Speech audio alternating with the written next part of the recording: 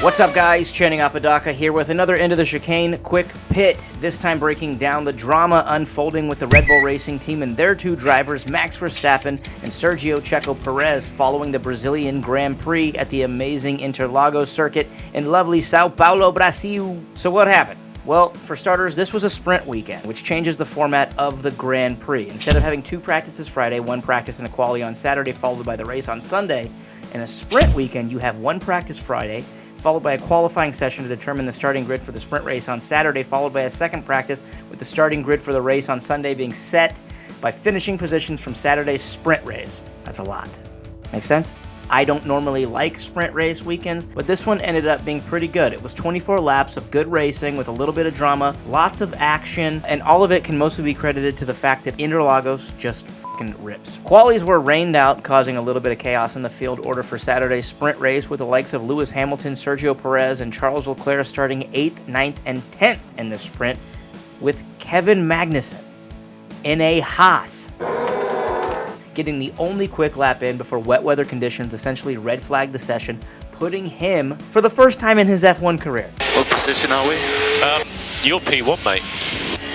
You're kidding. On pole. And Kevin Magnussen will be on pole position, with Max Verstappen starting in second. In the sprint race, after an epic battle with George Russell, Max Verstappen picked up some debris from a minor collision involving the two Alpine drivers that most likely caused damage to the floorboards of his car, plus a collision of his own with Ferrari's Carlos Sainz, resulted in a loss of pace for the champion, putting him in P4 to start the race on Sunday, where his and Red Bull Racing's woes over the weekend just continued.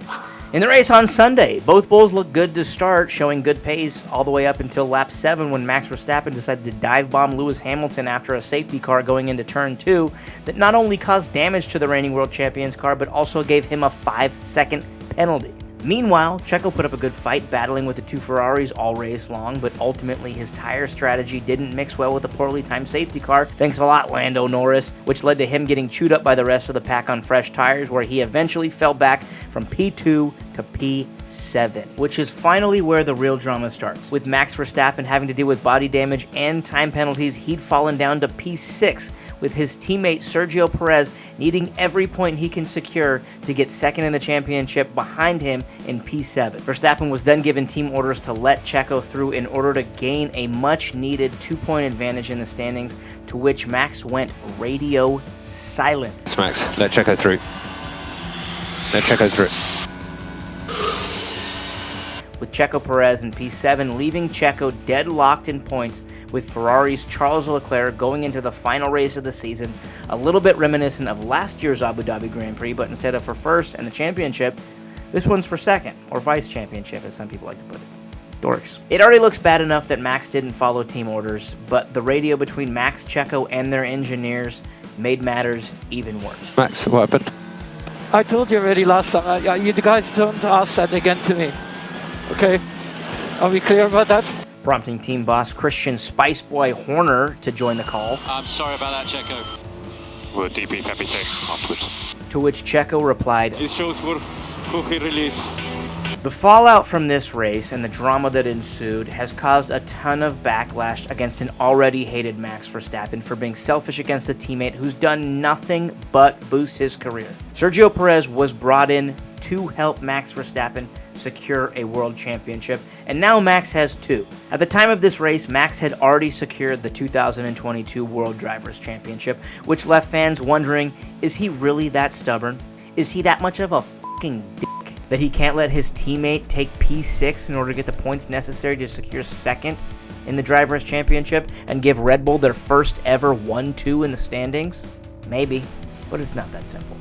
I'm a Max Verstappen fan, clearly, but I'm also a Sergio Perez fan. And I know that this flag is probably messing up the green screen background, but they don't make Checo flags in any other color.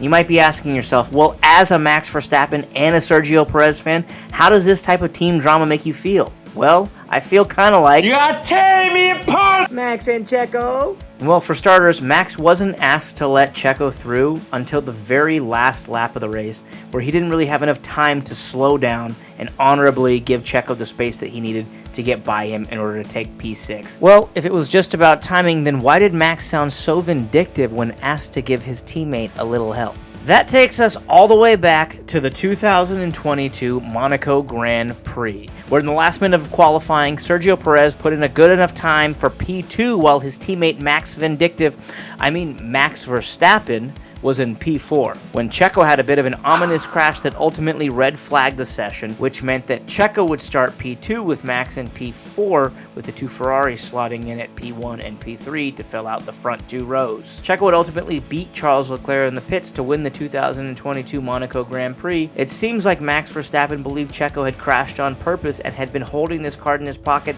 in order to get even with his teammate. Now, what do I think? Do I think it was shitty of Max Verstappen to not help his teammate out? Yes. Was there a true opportunity to do so? That remains to be seen. Max Verstappen crossed the line something like 7+ seconds ahead of Sergio Perez. He couldn't have just slowed down a second per lap for the last 8 laps without the FIA being turned on to the fact that they were rigging the finishing order, which, by the way, is frowned upon. Does it suck if it was the result of Max being vindictive against one single incident where Sergio Perez really just kind of said, hey, let me have this one. You've won at Monaco. It's fucking me time. Which also, in a way, didn't work out in his favor because Daddy got a little drunk and had some personal trouble.